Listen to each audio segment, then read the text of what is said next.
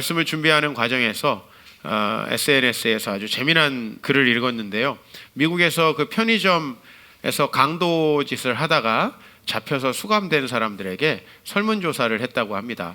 자신이 편의점을 털 때 가장 그것을 방해하는 것이 무엇이었는가, 자기가 그 범죄를 하는데 가장 자기를 힘들게 하는 게 무엇이었는가. 근데 뜻밖에도 굉장히 많은 강도들이 편의점 알바에 생글생글 웃는 모습이 자기를 가장 그 범죄를 못하게 했고, 실제로 그렇게 해서 범죄를 못한 적이 많았다, 그렇게 고백을 하는 거예요. 여러분, 우리가 이 모든 것이 수치화되고 계량화되는 사회에 살고 있습니다. 여러분의 점수, 심지어는 뭐 아이들, 난 우리 아이가 자소서를 쓰는 거 보니까 이런 걸 왜 쓰나 싶어요. 우리 아이가 자소서를 쓰면서 뭐라니, 이게 다 자소설이래요. 자소설. 이런 걸 왜 쓰게 해가지고 애들이 하지도 않은 일을 했다고 하고 또 자기를 부풀리게 만들고, 그런 걸로 무슨 평가가 된다고. 참 하여튼 그것까지도 다 수치화하고 계량화하는, 사실요 이 보이지 않는 것들이 너무 무시되는 사회에 살고 있습니다. 친절이라든지 배려라든지 또 우리의 마음의 행복이라든지 기쁨이라든지 이런 것들이. 근데 여러분들이 결혼을 해보면 늘 기쁘고 행복하고 늘 웃고 하는 이런 배우자가 얼마나 중요한지 여러분이 알 거예요. 그죠? 우리가 이 부부간에도 심각한 범죄들을 보는데요. 여러분, 우리가 만약에 이 알바하는 친구들처럼 아내가, 남편이 화가 나갖고 들어왔는데 하루 수고했네요, 오늘 나도 잘 있었어요, 이러면 화를 내려다 어떻게 되겠어요? 화낼 분위기가 안 되잖아요. 그죠? 반대로 말하면 아내가 너무 화가 나고 막 그런데 너무 미안해 하면서 이 내 내면의 기쁨을 보여줄 수 있다면은 수많은 범죄들이 막아질 것이고, 사실 가정을 화목하게 하고 기쁘게 하고 즐겁게 하는 건 다 이런 무형의 요소들, 그리고 좀 더 나아가면 우리 안에 영적인 요소들, 그런 요소들이 좋은데 모든 걸 수치화하고 계량화하죠. 얼마가 올랐고 집이 얼마고 뭐 주식이 얼마고 그래서 내가 나중에 노후 연금을 얼마큼 들었고. 여러분, 그게 사실 행복한 게 아니거든요. 그냥 잘 웃으시면 교회에서 노인이 되셨을 때 계속 밥을 줄 수 있다는 사실을 기억하세요. 목사님 반갑습니다, 이것만 해주셔도 제가 감동해서 자 밥 줘라 이렇게 다 하게 될 거예요. 근데 우리는 이런 요소들보다는 너무나 모든 것들을 수치화하고 있다. 우리의 삶이 왜 이렇게 망가질까? 현대 사회가 왜 이렇게 망가질까라는 거예요. 그죠? 우리 아이들도 선생님께 배려하고 감사하고 이런 걸 가르치는 게 아니라 선생님이 뭐 잘못하면 변호사 데리고 가서 따진다고 하는데, 야, 정말 아이들에게 최악의 교육 아니겠어요? 이 아이가 잘 자라면 기적입니다. 내가 볼 때는 그건 하나님이 하신 거지 잘 자랄 수가 없는 거죠. 오늘 저는 여러분에게 솔로몬에 대한 이야기를 하려고 합니다. 사실 솔로몬은요 가장 영광스러운 삶을 누린 왕입니다. 이스라엘에서 가장 훌륭한 왕으로 다윗과 솔로몬을 평가하는데, 사실 다윗이 심고 솔로몬이 거뒀으니까 그 모든 열매를 받은 건 또 거의 솔로몬입니다. 다윗은 고생을 많이 했고요. 솔로몬이 왜 이렇게 위대하고 영광스러운 삶을 누렸는가, 제가 연말에 참 여러분들이 새해를 소망하면서 이런 삶을 좀 누리기를 소망했으면 좋겠다, 코로나나 빨리 끝났으면 좋겠다, 이런 생각 안 하셨으면 좋겠어요. 정말 아름답고 복된 삶이 우리 미래에 있다. 우리 와이프가 교회나 나왔으면 좋겠다. 우리 남편이 구박이나 안 했으면 좋겠다. 물론 현실에서는 그게 어느 정도 맞는 얘기지만 여러분들이 그거보다 조금 더 나은 삶 꿈꾸고요, 하나님께서 기적을 베풀어 주실 것을 꿈꾸게 되기를 바라는 마음으로 이 말씀을 전합니다. 솔로몬이 왕이 되었습니다. 뜻밖의 것을 구하게 되지요. 그게 무엇입니까? 솔로몬이 왕이 되어서 처음 한 것은 뭐냐면 하나님께 열심히 제사를 한 겁니다.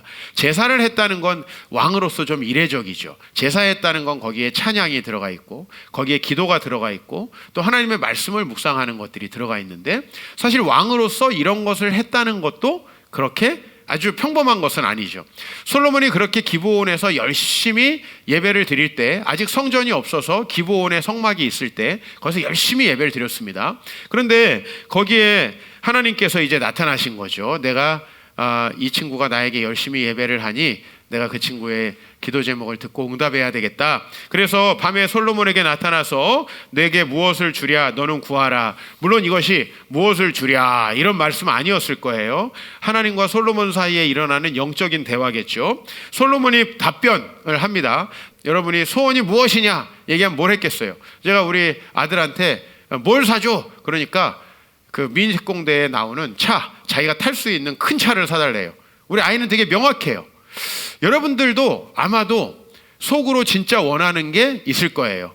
하나님이 뭘 원하냐라고 말하면, 아, 하나님, 우리 교회가 잘 되길 원합니다. 저는 어떻게 돼도 상관없습니다. 주님 나라가 세워지길 원합니다.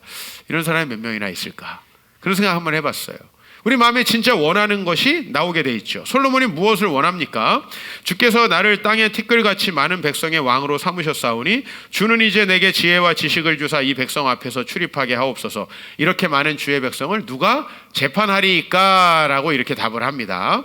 자, 이 재판 안에는 이 답 안에는 두 가지가 들어있죠. 하나는 하나님께서 나에게 맡겨주신 이 백성들을 어떻게 잘 다스릴까 하는 것이 지금 사명이잖아요. 그 사명을 이루고자 하는 마음. 저는 목사로서 이 말씀을 묵상하면서, 아, 나에게 맡겨주신 이 영혼들 어떻게 행복하게 할 것인가. 이게 내 첫 번째 기도 제목이어야 된다. 늘 그렇게 생각을 하고요. 그 다음에 그래서 지혜와 지식을 구하는 거죠. 그런데 이 기도에는 또 하나가 있어요. 뭐냐면 겸손함이 들어있어요. 이렇게 많은 주의 백성을 누가 능히 재판하리이까? 내가 이 사명을 감당하고 싶은데 내가 그 사명을 감당하기 위한 능력은 턱도 없이 부족한 것이죠. 그러니까 하나님 앞에 난 사명을 감당하고 싶은데 부족하니까 나에게 그 사명을 감당할 지혜와 지식을 주십시오. 여러분들에게 하나님께서 주신 사명에 대해서 이렇게 기도 제목을 한 거예요. 근데 사실은 이 대목에서 우리가 솔로몬이 왕이었다는 것을 생각해 보고요, 솔로몬이 어떤 과정으로 왕이 됐는지를 생각해 봐야 됩니다. 여러분들이 성경을 자세히 읽어보시면 이 솔로몬이 왕이 되는데 여러 이견이 있었다는 것을 알 수 있습니다. 즉 솔로몬은 누가 봐도 세자로 책봉될 만한 인물이 아니었다는 거죠. 솔로몬의 엄마가 누군가요? 밧세바입니다. 근데 이 밧세바라는 사람이 누군가요? 다윗이 가장 총애하던 31명의 용사들 중에 한 명인 햇사람 우리아라는 사람의 아내입니다. 그 사람에게서 간음으로 태어났고, 심지어는 솔로몬이 밧세바의 자녀로서 자라면서요, 사실은 자기 아빠는 죽은 거 아니에요. 이제 아빠가 물론 다윗이긴 하지만은 원래 자기 엄마의 남편이었던 사람을 다윗이 죽인 거 아니에요. 사실 여러분, 이런 사람을 어느 사람이 궁정해서 전하, 이 사람을 세자로 책봉함이 옳습니다, 누가 이렇게 얘기를 하겠어요? 그러니까 이 솔로몬은 왕권의 정당성이 굉장히 떨어지는 사람이었다라는 거죠. 쉽게 말하면, 요새 말하면 이 정당 안에 나를 따르는 계파가 없는 거죠. 계파가 없는 이런 사람이에요. 근데 이 사람이 왕이 되었다면 여러분 제일 먼저 뭘 해야 될까요? 왕권 강화입니다. 이런 사람 왕이 되면 왕권 강화를 해야 돼요. 전두환이 처음에 정권 잡고 뭐 했어요? 사람들 잡아다 숙청하고 삼천교육대 만들어가지고 다 갖다가 집어넣습니다. 그죠? 노태우가 뭐 했어요? 범죄와의 전쟁. 자기가 범죄는 제일 해놓고 범죄와의 전쟁을 하는 겁니다. 왜? 그래야지만 이 자기의 반대자들, 적들을 할 수 있으니까. 그러니까 솔로몬은요, 왕권의 정당성을 위해서 숙청 작업을 해야 되죠. 여러분, 이 정부가 3년 반이 지났습니다. 백성들을 위해서는 뭘 했는지 전혀 기억이 나지 않아요. 그냥 본인들이 또 다른 정권을 잡기 위해서 했던 것이 마치 옛날에 박사모를 등에 업고 진박, 비박, 무슨 낀박, 무슨 찐박, 막 이런 식으로 이거 했던 기억이 나죠. 이 전번 총선에서 그 기억이 여러분에게 선명하게 나실 텐데, 도대체 정치인들이란 권력을 잡으면 그 다음 목표가 그 다음 권력을 잡는 것이에요. 솔로몬도 그럴 수밖에 없죠. 권력자이잖아요. 왕이잖아요. 근데 사실은 사람들이 대통령 선거할 때 보면 대통령이 뭔지가 가장 분명히 드러나요. 막 광화문에 나와서 대화하고, 막 어려운 사람들 돌아보고, 갈 때는 시장에 들러서 사람들의 말을 들어보고. 근데 왜 이렇게 엉뚱한 일들을 정치인들이 할까요? 권력을 딱 잡으면 누구와만 대화하게 돼 있어요. 그 옆에서 한 자리를 얻어먹으려는 사람들과만 대화하게 돼 있어요. 그러다 보니까 국민들은 다 힘들다고 하는데 자기들은 임대주택에서 아이들 키워라, 이런 얘기를 할 수밖에 없는 거예요. 여러분, 저는 솔로몬이 똑같다고 생각해요. 여러분도 다 하나님을 열심히 섬기고 싶죠. 하나님 나라를 위해서 살고 싶죠. 근데 돌아보면 내 자식 생각하다가, 내 직업 생각하다가, 내 물질 생각하다가, 내 노후 생각하다가 사실 아무것도 못하고 내 인생이 지나가는 경우가 굉장히 많습니다. 여러분들이 나를 한번 타산지석으로 삼아보면 좋을 것 같아요. 제가 기도를 하나님께서 나에게 주신 이 목회적 사명을 감당하고 내가 우리 사랑하는 성도들, 양떼들을 잘 돌보는 것이 나의 기도 제목입니다 해놓고 여러분들이 저에게 연락하면 애를 봐야 돼가지고 못 나간다. 그럼 여러분 저를 어떻게 생각하겠어요? 어제 우리 기선이를 만났는데 기선이가 자기가 벌써 9년이 넘었더라고요. 우리 교회를 온 지가. 굉장히 오래됐다. 그러면서 옛날에는 참 목사님이 새가족들도 많이 만나셨는데 그런 얘기를 해요. 요새도 그 마음은 똑같아요.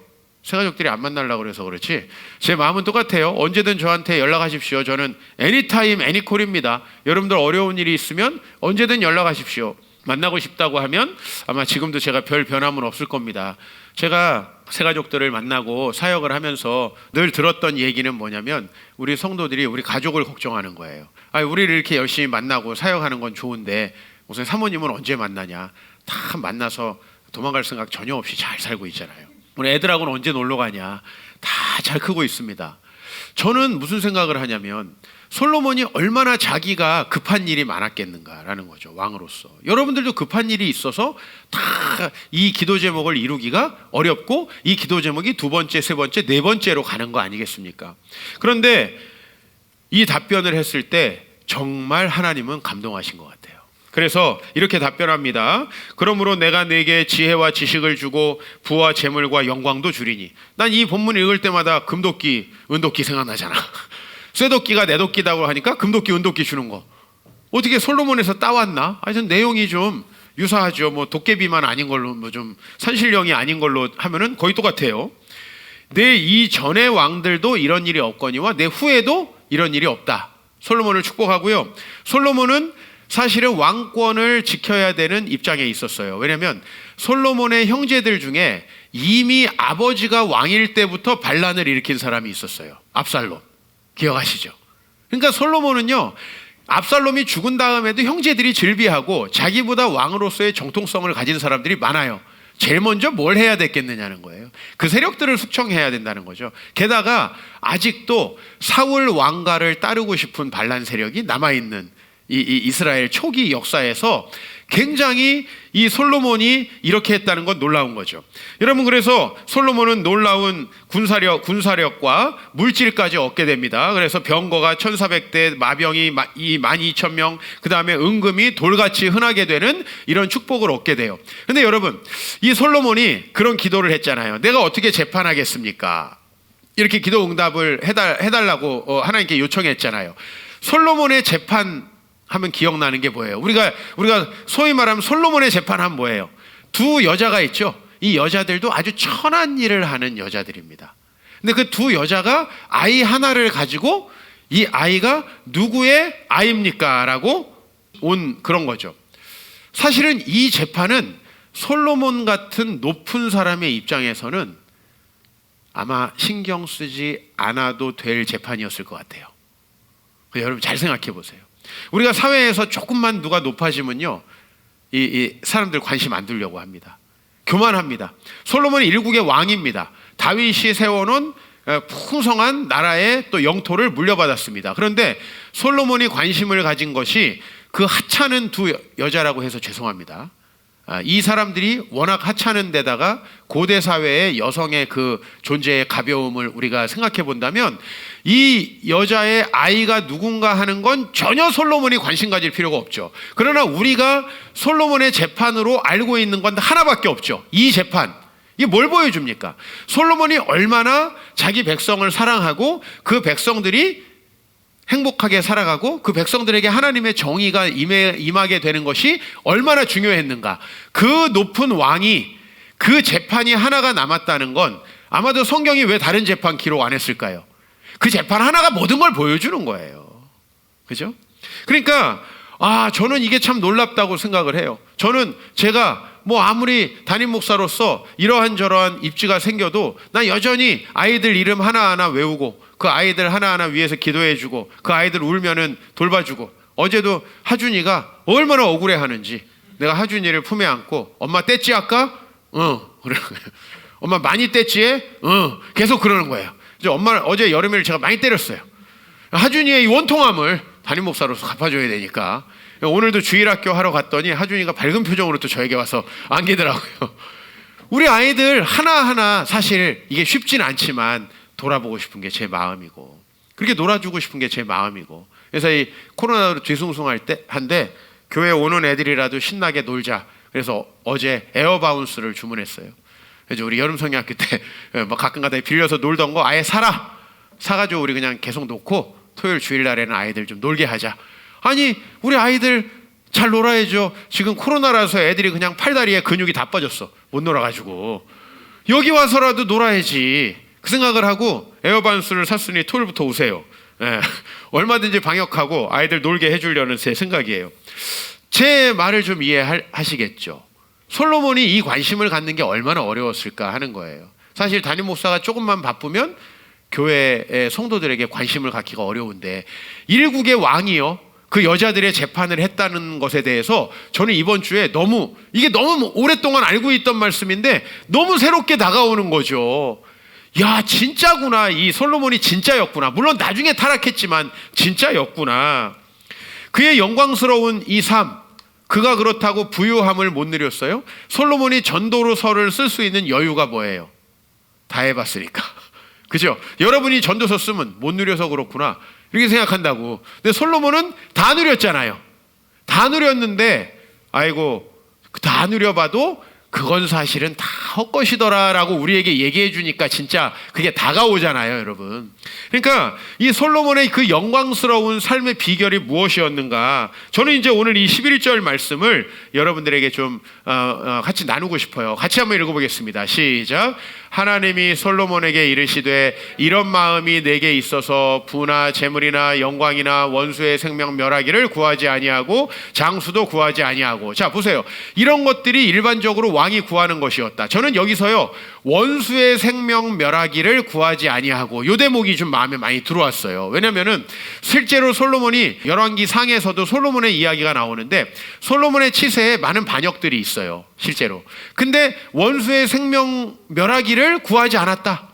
그리고 그가 왕권을 위해서 사실은 재물이 필요해요. 왜? 왕들은요 자기의 친위대를 두고 그 다음에 군사력으로 압도하기 위해서는 재물이 필요하거든요. 용병을 뽑아야 되고 또 건축물을 높이 세워서 자기 이름을 높여야 되잖아요. 우리 롯데월드, 제2 롯데월드가 대표적인 거죠. 저런 걸 하나 왕들이 건축해야 돼요. 그래서 이집트의 피라미드가 그렇게 많은 거고요. 느부갓네살의 공중정원 이런 것들이 이렇게 유명한 것은 이 사람들이 그런 웅장한 건축물을 통해서 자신들의 위세를 과시하는 거죠. 그죠? 요새로 말하면 건물주인가? 하여튼 그런 걸 과시하는 거죠. 그런데 그게 아니라 오직 내가 너에게 다스리게 한 내 백성을 재판하기 위해서 지혜와 지식을 구하였다니 정말 놀랍구나라는 거죠. 이거 하나예요, 여러분. 오늘 제가 이거 하나 말씀드리고 싶어요.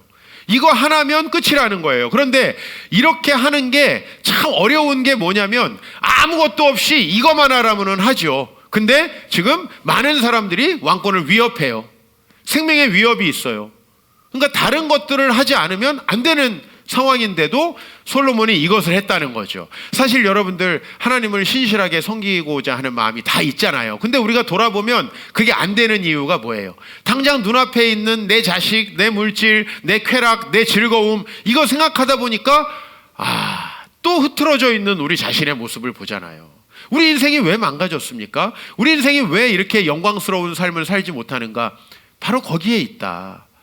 올해 코로나라서 참 많이 힘들고 어려웠지만 저는 마음속에 이 와중에도 우리가 어떻게 예배를 정말 충실히 최선을 다해서 드릴까? 그리고 저는 올해 시간이 많이 남았어요.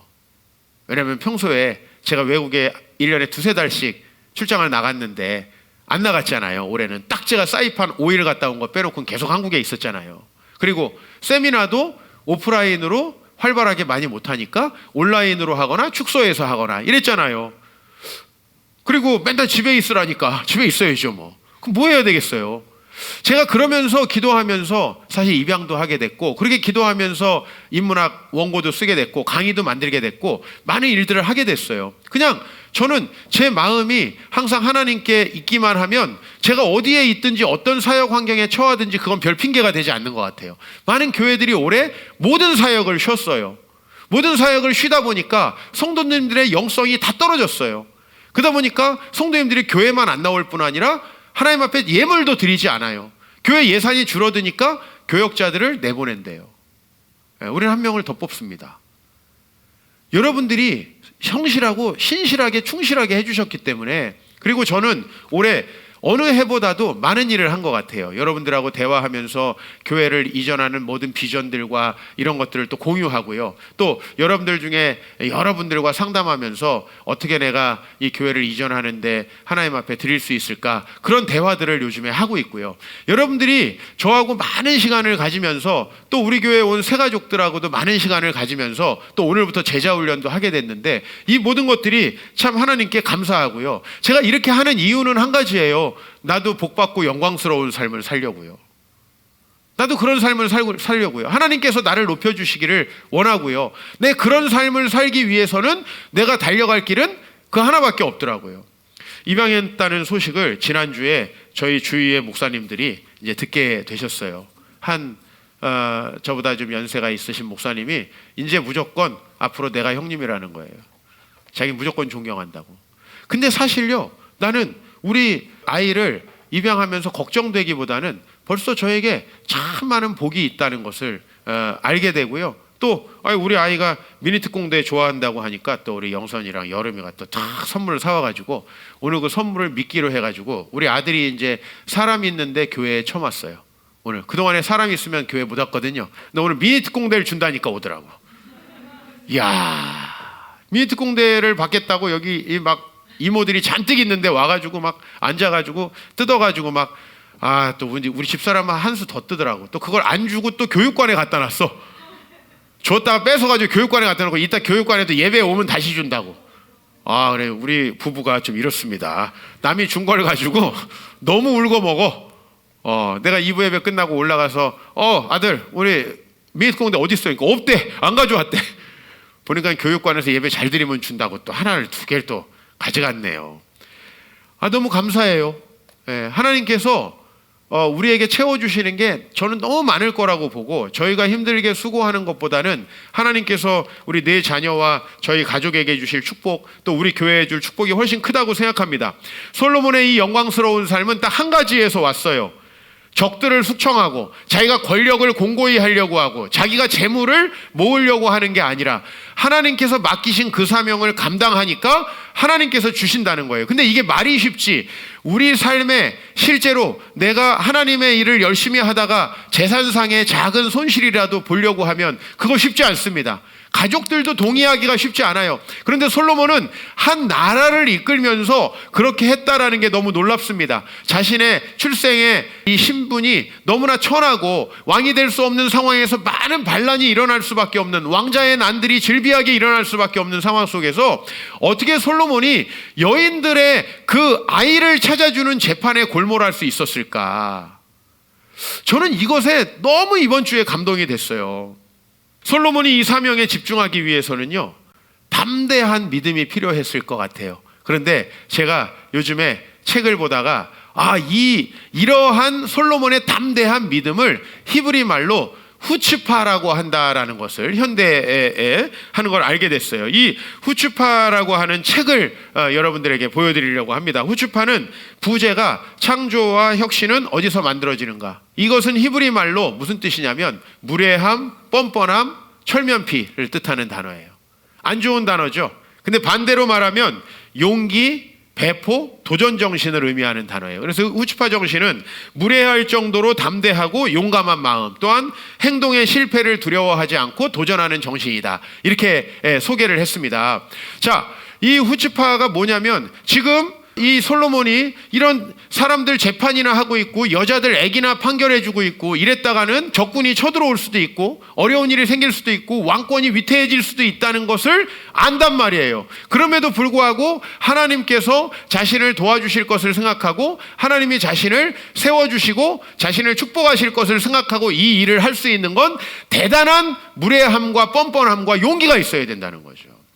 여러분, 제가 아침에 이제 일부 예배 때 이설교를 하는데 어머니가 저기 앉아 계셨어요. 근데 나는 어머니께 말씀드렸어요. 나는 어머니가 하신 말씀을 다 감사하면서 하나도 듣지 않았다. 왜냐면 우리 엄마가 말하는 대로 했으면 전 여기까지 못 왔어요. 우리 엄마는 목회 솔직히 말하면 좀 살살하길 바라시고요.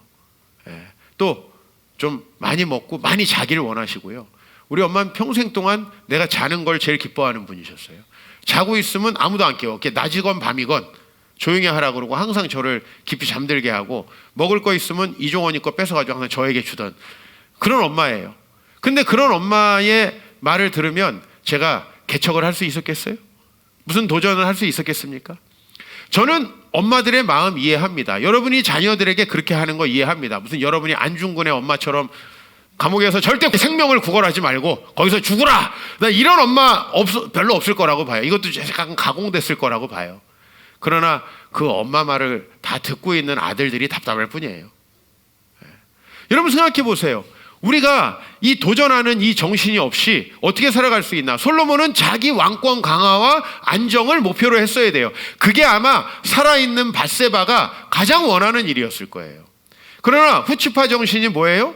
좀 무례해 보이고 뻔뻔해 보이고 좀 뭔가 이게 너무 심하다 할 정도의 그런 것들이 긍정적으로 발현되는 거죠. 그죠? 그냥 엄마한테, 엄마는 왜 이렇게 비성경적이야?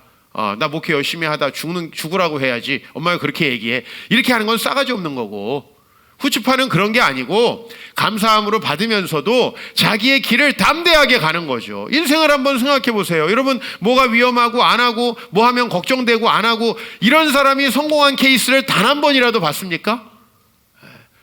단 한 번도 없는데 우리는 그렇게 되기가 너무 쉽죠. 솔로몬은 그러면 어떻게 그렇게 할 수 있었느냐? 솔로몬의 과거에 있었던 역사들을 바라보니까 솔로몬은 이 후츠파 정신을 가질 수 있었다. 자, 솔로몬의 전대 왕이 누굽니까? 다윗입니다. 다윗이야말로 정말 왕권이 위태위태한 사람이죠. 왜? 이게 왕조가 바뀌었잖아요. 앞에가 사울 왕조인데 여기 다윗 왕조로 바뀌면 얼마나 많은 사람들이 반역을 했습니까? 아들도 반역을 했잖아요, 오죽하면. 그런데 다윗이 평생 동안 한 건 뭐냐면 하나님께서 하라고 하신 그 선한 싸움을 싸우고 법궤를 예루살렘으로 옮겨오는 일, 그리고 자기가 성전을 지어서 그 법궤를 갖다 놓으려고 했는데 그 일은 누구에게 맡기라? 아들에게 맡기라 해서 자기가 전쟁을 통해서 얻은 모든 재물을 하나님 앞에 바치고 솔로몬에게 너가 이 성전을 건축해라 하고 죽은 사람 아니에요. 다윗은 자기의 왕권 강화를 위해서 노력하지 않았는데 하나님께서 그를 축복하셨습니다. 근데 그 전대 왕이 누구죠? 사울입니다. 사울은 자신의 왕권을 강화하려고 충신이건 역적이건 다 잡아 죽이려고 했어요. 그죠? 블레셋과의 싸움보다는 다윗과의 싸움에 더 골몰했던 사람이에요. 자기보다 좀 잘 나가려고 하면은 싸우고, 요나단에게 야, 그놈이 네 자리를 뺏을 거야, 그놈을 죽여야 돼 해가지고 요나단과도 척을 지고 거리가 멀어지잖아요. 여러분, 이런 사울과 다윗을 봤을 때 좀 더 과거로 돌아가면은, 여러분, 아니 가나안 땅 위험하다, 가지 말자는 사람하고 가나안 땅 하나님이 우리에게 주셨다, 누가 살아남았고 누가 축복을 받았습니까? 거기 위험하다, 못 가겠다, 이런 사람은 다 광야에서 죽었죠. 하나님의 약속을 믿고 가는 사람들만 성공했잖아요. 그것이 바로 이 솔로몬이 가지고 있는 정신이었고, 솔로몬이 그런 역사관, 제가 보니까 이 역사관이 바로 성경관통의 역사관이에요. 후츠파에 나오는 내용들이 이러합니다. 여러분, 이스라엘이라는 나라에 대해서 좀 비판적으로 생각하는 분들은 아유, 저 아랍 사람들 잘 사는데 땅을 제국주의자들이 뺏어가지고 준 거 아니냐. 맞아요. 정치적인 어느 정도 야합이 이스라엘에게 생겼습니다. 그럼에도 불구하고 제가 하는 이 말씀에 여러분들이 반기를 들 수 있나 한번 생각해 보세요. 민족 정신을 1800년 동안 잃지 않고 있다가 나라를 개국한 나라죠. 그렇죠? 여러분, 1800년, 1900년도에 어떤 나라가 있었냐면은 한고조 유방이 세운 한나라, 이런 게 있었고요. 우리나라로 말하면 고조선 같은 게 있던 시대예요, 이 1세기가. 근데 여러분, 그 시대에 있던 나라가 지금 없어졌다가 1900년 동안 새로 생긴다면 이거는 정말 예산 나라는 아니죠. 솔직히 말해서 이스라엘은 모든 면에서 압도적입니다. 노벨상 수상률, 벤처기업 성공률, 모든 면에서 너무 압도적이라서 이 나라는 아예 비교 자체가 불가능한 나라죠. 이 이스라엘 사람들이 항상 가지고 있는 믿음이 있대요. 우리는 바로의 억압에서도 승리했다.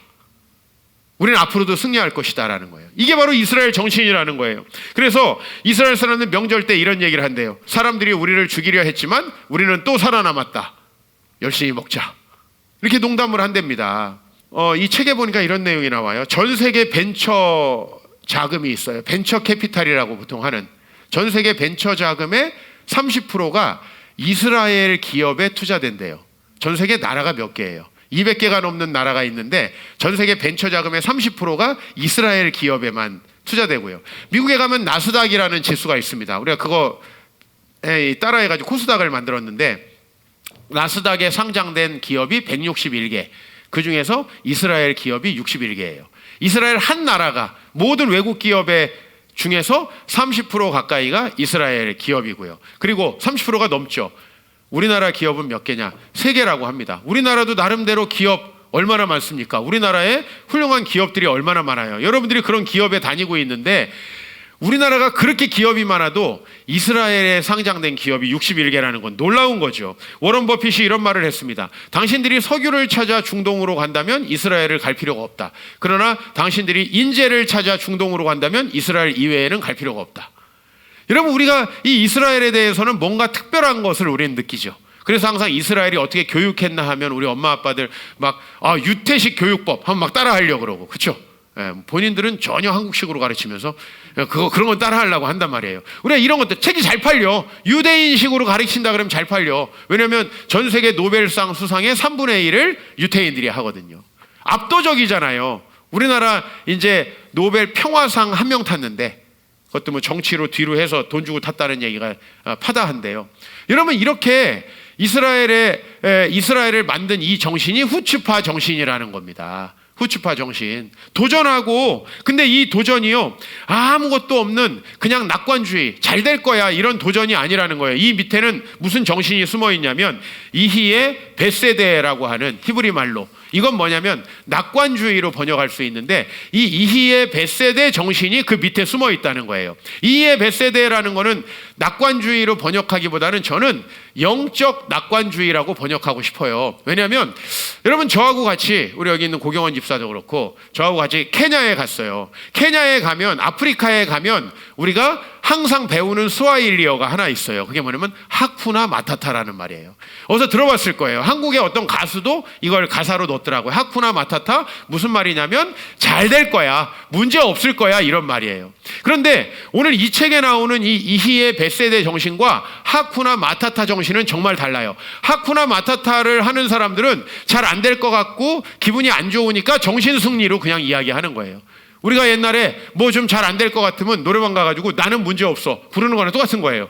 문제 엄청 있는데 문제 없다고 소리 지르면 문제가 없어집니까? 이게 하쿠나 마타타예요. 제가 그걸 어디서 보냐면 이 이스라엘 백성들은요, 이 하쿠나 마타타가 아니라 이히의 베세데, 즉 하나님께 충성하면 하나님이 복을 주실 거야, 우리가 끝까지 인내하면 하나님께서 우리에게 승리하게 하실 거라는 이 정신이 있어요. 그 때문에 이것이 뭘로 나타나면 후츠파 정신으로 나타나요. 당당하게 뭐든지 도전하는 거예요. 그러니까 이 하쿠나 마타타 정신에는요, 도전 정신이 없어요. 왜? 잘 될 거야 라고 말하지만 본인들도 잘 안 될 거라고 믿어요. 이 대표적인 예가 뭐냐면은, 저희가 이 케냐에 갔을 때 맨날 뭐 하쿠나 마타타 뭐 그 사람들이 얘기하는데, 맨날 뒤로 보면 국립공원에 가보면 부정부패가 너무나 심각하고, 이 나라를 위해서 투자해서 나라가 잘 될 거라는 생각을 안 해요. 여러분, 나라가 잘 될 거라는 생각을 안 하면 뭐가 많아지죠? 개인의 부정부패가 많아져요. 왜?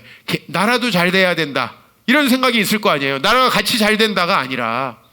여러분, 그러니까 이 하쿠나 마타타 정신을 가진 아프리카 사람들은 자기 나라를 위해서 또 자기 미래를 위해서 수고하거나 투자하지 않는다는 거예요. 잘 보세요. 여러분이 저에게 이히의 베세데 정신을 가지고 있어. 난 목사님을 보니까 이히의 베세데가 생각나.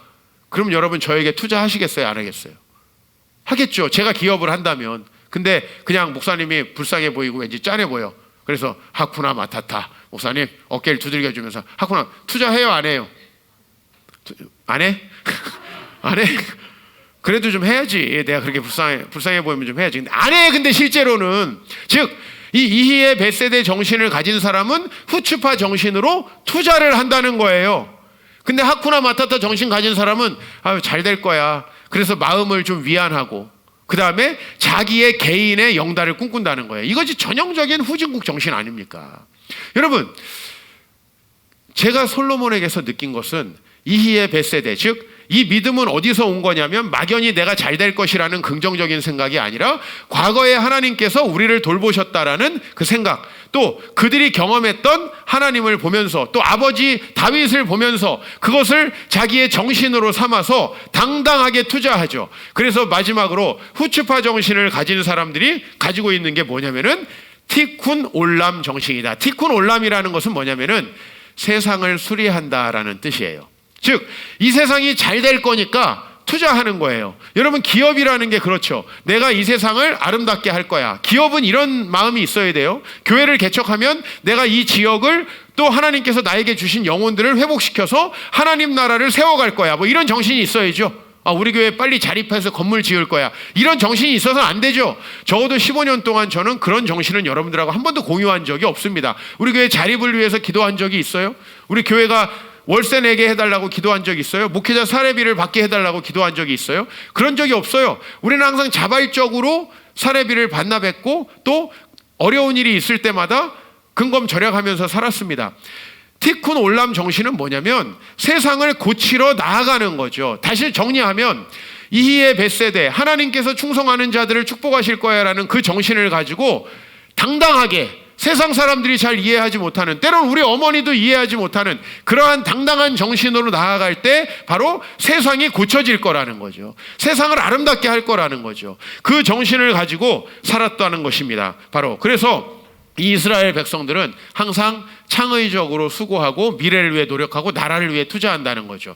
여러분이 중동 전쟁이 있을 때 아주 유명한 장면이 뭡니까? 모든 중동 사람들 나라를 떠나서 막 주변 나라들로 망명하는데 존 F 케네디 공항에서 수많은 유대인 부모님들이 아들을 군대 입대시키기 위해서 눈물로 아들을 환송하는 장면. 감동적이지 않습니까? 우리는 이스라엘 사람도 아니고 이스라엘이 그렇게 해서 전쟁한 것에 대해서 정당성을 부여할 필요도 없겠지만 적어도 그 정신이 있잖아요. 하나님께서 우리에게 그 땅을 주실 것이다. 왜? 과거에 우리에게 주셨던 땅이니까. 1900년 만에 나라가 복원되는 건요, 지금 무슨 주몽이 나타나서 복원을 해도 이게 신기할 텐데 그보다 더 오래된 정신 아니에요. 사실 나는 유럽 사람들 진짜 마음에 안 들어요. 왜냐하면 유럽 사람들이 지금 모든 홀로코스트의 책임을 누구에게 전가시키죠? 히틀러에게 전가시키죠. 근데 제가 요즘에 뭐 하고 있냐면 이 고전 서양의 문학을 목사님들에게 소개하는 일을 하고 있어요. 그래서 옛날에 읽었던 책을 지금 가져와서 다시 다 한 땀 한 땀 읽고 있어요. 근데 거기에요, 유대인들에 대한 적대의식이나 경멸감이 셰익스피어, 무슨 세르반테스, 뭐 제가 전공한 괴테, 여러분 여기에 모두 다 나와 있어요. 그것의 끝이 히틀러일 뿐이에요. 히틀러가 그걸 정치적으로 이용한 거예요. 근데 유럽 사람들은 히틀러만 나쁜 놈이다 그러고 자기들은 아닌 척하고 있어요. 여러분, 그 고전 작품은 거짓말 못합니다. 그거 바꿀 수도 없고 거기에 전부 다 유대인들은 나쁜 놈, 이런 정신이요 이탈리아 모든 문학에 숨어 있다라는 걸 여러분이 아셔야 돼요. 그 유명한 종교개혁자 루터, 이 말은 하고 싶지 않지만 종교개혁자 루터도 유대인들은 거짓말장이라는 책을 썼어요. 여러분, 이런 것들이 바로 유럽 사람들이에요. 근데 그 오랜 동안의 박해와 환란을 이겨내면서 하나님께서 언젠가는 우리에게 저 땅을 주실 것이다라는 소망을 갖는다면 여러분 솔직히 못할 게 뭐 있습니까? 우리가 못할 게 뭐 있습니까? 그 정신을 가지고 있다면. 사실 여러분, 오늘 저는 이 이희의 벳세대를 여러분 마음속에 갖기를 바라고요. 이게 바로 성경관통 정신이에요. 100% 싱크로야. 내가 드디어 찾았어. 내가 가르치려는 게 뭔지. 난 이희의 벳세대 정신을 가르치고 싶었고요. 그러면 여러분들이 뭐가 생기냐면 마음속에 이거 해서 안 되면 어떡하지? 저거 해서 실패하면 어떡하지? 이게 아니라 전부 다 당당하게 하나님의 말씀을 실천할 수 있고요. 우리가 어려운 지금 길을 가고 있습니다. 우리 교회가 이전하는 어려운 상황 속에 있는데 우리가요, 여기서 하나님께서 일하실 것을 바라보지 않으면 저 이 일 못합니다. 그러나 하나님께서 그 일을 하시고, 이제 제가 지난주에 강남 프로젝트, 호포 강남 프로젝트를 여러분에게 말씀드렸는데 정말 이 세상을 향해서 나아갈 것을 소망해요. 어젯밤에 우리 아내하고 우리 이제 애들 네 놈이 하민이까지 껴가지고 영화를 본다고 제 방을 차지해가지고 제가 이제 딸 방으로 쫓겨가서 우리 아내랑 둘이 이런 얘기를 했어요. 우리 이제 막내 아이가 어떻게 어떤 과정을 통해서 우리 가정에 오게 됐는가를 쭉 보니까 이제 태어난 지 한 2주 만에 엄마가 이제 시설에 맡겼고 그 입양원에서 3년 동안 한 선생님이 봤더라고요. 그 선생님하고도 통화를 했어요. 한 선생님이 엄마처럼 이 아이를 봐줬는데 야, 그 선생님하고도 올해 초에 또 헤어진 거예요. 그래도 이제 지금의 여기 오게 된 거예요. 그러니까 생각해 봤을 때 야, 이 아이는 어디에 가면 엄마 아빠가 바뀔 수도 있겠구나. 아, 이런 공포심이 있겠구나라는 생각이 들면서 내가 그걸 생각할 때 너무나 눈물이 나고 가슴이 아프다라는 얘기를 우리 아내한테 했더니 그래도 목사님, 얘는 이제 여기 와서 행복하게 형들 사랑도 받고 성도들 사랑도 받고 잘 사는데 나는 거기 원에 남겨져 있었던 우리가 이루를 데리고 올 때 뒤에서 쳐다보고 있었던 그 아이들이 너무 생각나요. 우리 아내가 그래요. 그렇죠. 그래서 제가 그 마음이 너무 제가 좀 힘들어서 우리 이제 그 담당자분에게 전화를 했어요. 거기 이든 아이빌이거든요. 이제 이든 아이빌이라는 말은 제가 우리 아이가 있을 땐 절대 쓰지 않을 거예요. 왜? 우리 아이가 그걸 기억할수록 저희를 부모로 받아들이기가 어렵기 때문에. 그러나 우리 아이에게는 잊혀지게 하더라도 우리 성도들과는 그곳을 섬기면서 우리가 이 땅에 여전히 버려진 아이들에 대한 관심을 가져야 되겠다라고 생각을 해가지고요. 이든 아이빌에 우리가 내년부터 후원하고 코로나가 끝나자마자 우리가 이제 봉사를 가야 되겠다. 그래서 우리 자매들은 2주에 한 번씩 와서 애들하고 놀아주면 좋고 형제들은 한 달에 한 번씩 와가지고 노가다를 해줬으면 좋겠다. 이제 이렇게 좀 말씀을 나눴어요. 왜냐하면 한 달에 한 번쯤 가면요 애들이 기억을 잘 못한대요. 그래서 계속 낯설어 한대요. 이분은 누구지? 또 우리는 잘해주려고 가지만 그래서 최소한 2주에 한 번씩은 가야. 그래서 우리 여성분들 몇 분 뽑아가지고 2주에 한 번씩 고정적으로 가서 이모가 또 놀러 왔다 먹을 거 사가서 이렇게 놀아주는 그런 거 하면서 우리가 그것을 위해서 뭔가 할 것을 좀 찾고 싶어요. 저는 이게 티쿤 올람 정신이다. 우리 교회가 작지요. 사실 남들이 보면 별거 없죠. 그러나 우리가 가진 것으로 하나님께 헌신해서 우리가 새로운 처소로 가면은 제가 당장 할 것이 바로 이제 티쿤 올람 정신입니다. 제가 이렇게 당당하게 후추파 정신을 가지고 교회 이전을 계획할 수 있는 것은요 이의 벳세대 정신이에요. 이게 하나님으로부터 온 계획이면 하나님께서 반드시 이루어 주신다. 그리고 매주마다 저에게 사실은 한두 명씩 우리 성도님들이 찾아오셔서 아주 놀라운 헌금 작정을 하고 계세요. 저는 그것이 참 우리 교회의 정신이다. 이의 벳세대 정신이 이제 15년 동안 저하고 성경 관통하면서 생겼구나. 그리고 이제 우리가 누구도 할 수 없는 이 당당한 일을 하게 될 때 우리를 통해서 하나님이 이 티쿤 올람의 정신을 이 땅에 퍼뜨리게 되지 않을까라는 생각을 해요. 저는 여러분 맹목적인 낙관주의가 아니라 깨어있는 낙관주의. 솔로몬은 그 왕권에 취약함에도 불구하고 결코 자기의 사명을 포기하지 않습니다. 그것은 바로 다윗의 이 유언 때문이었던 것 같아요. 열왕기상 2장 2절에서 3절에 다윗의 이 정신이 숨어 있어요. 내가 이제 세상 모든 사람이 가는 길로 가게 되었노니 너는 힘써 대장부가 되고 내 하나님 명령을 지켜 그 길로 행하며 그 법률과 계명과 율례와 증거를 모세의 율법에 기록된 대로 행하라. 그리하면 내가 무엇을 하든지 어디로 가든지 형통할 것이다. 이것이 말이 아니라 뭐였죠? 다윗의 삶이었잖아요. 이게 그러니까 말은 의미가 없는 거예요. 우리 주일학교 선생님들한테도 저는 뭐 성경 많이 가르치고 뭐 이래라 저래라 하지 말라고 늘 얘기해요. 내년에 하실 분들도 마찬가지예요. 그거 여러분이 안 가르쳐도 제가 나중에 다 열심히 할 거예요. 이제 아이들한테 세상 인문학과 철학책들 읽는 강좌도 준비하고 있고요. 여러분들에게 이제 여러분들이 교양과 또 세상 바라보는 눈을 위해서 인문학 강좌도 제가 이제 코로나가 끝나면 여기에 집단적으로 100명씩 모아놓고 할 거예요. 내용을 준비하고 있어요. 왜냐하면 우리들이 이것을 아이들한테 말로 가르칠 게 아니에요. 우리가 살아야 돼요. 우리가 그런 삶을 살면 너무나 당연하게 그 삶을 아이들이 받아들일 거예요. 저의 모든 도전 정신은 우리 아버지에게로부터 왔어요. 어디든지 하나님이 부르시면 뭐 뒤도 볼 거 없어요. 자식 교육이든 먹고 사는 거건 뭐도 볼 거 없이 전혀 생면부지의 땅으로 저를 데려가신 우리 아버지의 도전 정신이 사실은 저에게 이 후추파 정신을 심어준 것 같고요. 저는 솔로몬처럼 제가 우리 아버지의 정신을 따라서 참 열심히 살아가고 싶다. 그리고 바라건대 우리 사랑하는 우리 교회에 55명 우리 귀한 주일학교 학생들이 그 정신을 가지고 하나님 앞에 나아갈 때 이 아이들이 부모보다 훨씬 잘 돼야지요. 아멘? 여러분보다는 잘 돼야죠, 인간적으로. 그렇지 않아요? 네. 이거 먹고 살겠나 이래가지고 되겠어요? 여러분보다는 잘 돼야죠. 그것은 바로 하나님께서 그들에게 꿈을 만들어주시고 그들의 인생을 세워가야 한다라는 것이에요. 여러 목사님들이 제가 목사님의 아들인 것도 부러워하고 또 제가 어렸을 때부터 목회자의 꿈을 가지고 준비했다는 것을 부러워해요. 왜? 많은 목사님들이 40살, 50살 때까지 안 하려고 하다가 얻어맞고 돈도 없이 막 신학해가지고 고생을 너무 하니까 그러면서 저에게 어떻게 어렸을 때 그런 꿈을 갖게 되었는지 물어보세요. 근데 저는 답할 게 없어요. 내가 어떻게 그런 꿈을 가졌고 어떻게 그렇게 열심히 미래를 준비했는지에 대해서 저는 사실은 전혀 근거를 모르겠어요. 근데 그냥 그런 마음이 들었어요. 이게 뭐예요? 이게 은혜예요. 하나님께서 그냥 해주시는 거예요. 그래서 저는 우리 아이들에게 다 그런 꿈과 소망들이 생겼으면 좋겠어요. 현재까지 우리 청소년들이 그래도 부모님이 가르치는 것보다는 잘 자라고 있다고 저는 생각이 들어요.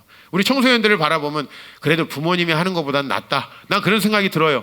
하나님께서 그들에게 서서히 꿈과 소망을 주시고 철을 들게 하시고 그들이 어렸을 때부터 보여준 우상숭배의 풍습과 많은 것으로부터 점점 해방되어 나가는 것을 보고요. 지금 우리 부모님이 제일 잘하는 게 뭐예요? 우리 아이들과 함께 주일날 하루 종일 여기 와서 노는 거예요. 그게 제일 잘하는 거예요. 우리 아이들은 너무 당연히 우리 삼촌들과 이모들과 이 교회의 목사와 많은 성도님들을 바라보면서 하나하나 배워가고 있을 거예요. 그리고 그 하나님이 결정적으로 그들에게 꿈과 비전을 주시면 그들이 살아갈 수 있는 소망이 되겠죠. 저는 내년을 여러분들이 이 이희의 벳세대 정신을 가지고 설계하길 바랍니다.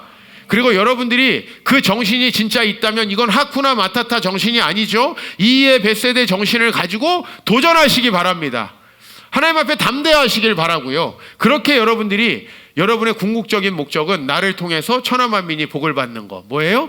이 세상을 고치고 수리한다. 티쿤 올람의 정신. 그 정신을 가지고 살았을 때 여러분의 아이들이 봐도 야, 우리 부모님 훌륭하구나. 이 말이 일단 나올 거예요. 그래야지 우리 부모님의 정신을 가지고 내가 살아갈 수 있을 것이고 그렇게 우리가 2021년을 맞이할 때 코로나나 빨리 끝났으면 좋겠다. 이런 분들하고는 확연한 차이가 있을 거라 생각이 들어요. 여러분, 하나님께 영광스러운 충성을 보이십시오. 하나님께서 영광스러운 삶으로 보답해 주십니다. 여러분, 이걸 믿기 위해서 지금까지 우리가 그렇게 성경관통을 공부했고 제자훈련을 한 거예요. 이걸 믿기 위해서 그렇게 많은 설교를 들은 거예요. 우리가 이 솔로몬의 영광스러운 삶을 우리의 삶으로 누릴 수 있기를 축원합니다.